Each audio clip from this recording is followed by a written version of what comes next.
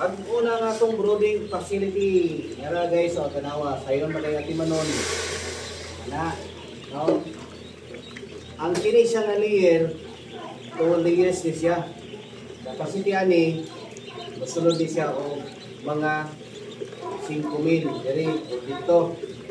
Ang akong flooring gamit kining coated base screen o kaning putyang ceiling nakakisama ni social kayo atong itik, no? Para silita na lang namuni sa taas ang mga itik. Dili siya pwede nga maigo ang itis lalong ang mga itik. O tanawa o, wapa kayo atong bagong mga itik. Tanawa guys, so dagko kayo, no? Dagko kayo. Kahit 24/7 among pakaon ani. Awa, nakita na ko sa inyo ha. Ay, naka-slope ni lalom, limpyo kayo. Nya ang nakanindot pagyud ani na ako'y mga manok para makaon sa mga iti kanang feeds di ay nga nasa ilalom. Di mo na makaon iti.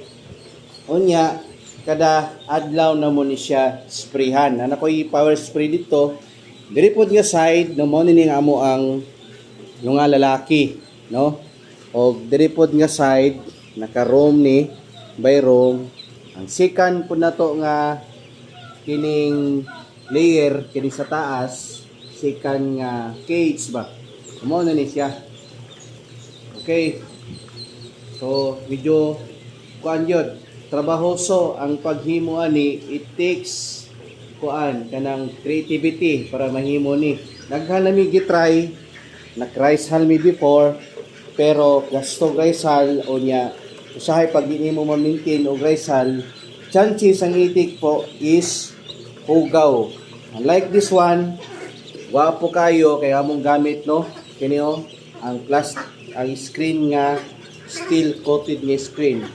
O di niyo ni masundog, o ganahan mo kay sa para sa kuha. Wapo na ni siya nga setup. Nya centralized na iyahang flooring, ang iyahang kanal ani na ani septic tank dito sa gawas. Og now kaway-kaway mo mga power boys, si Nonoy og si B-boy mo ni amo ang mga tinapusgan diri. Okay, be? Og i-rate na to diha sila og diri ko nga na siya kataas ang brooding naraw. Og kato lang guys no, follow for more. Nari ato ang upat ka tiil.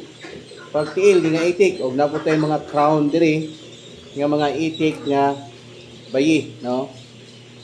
Naka-crown ni. Medyo init diri lugar.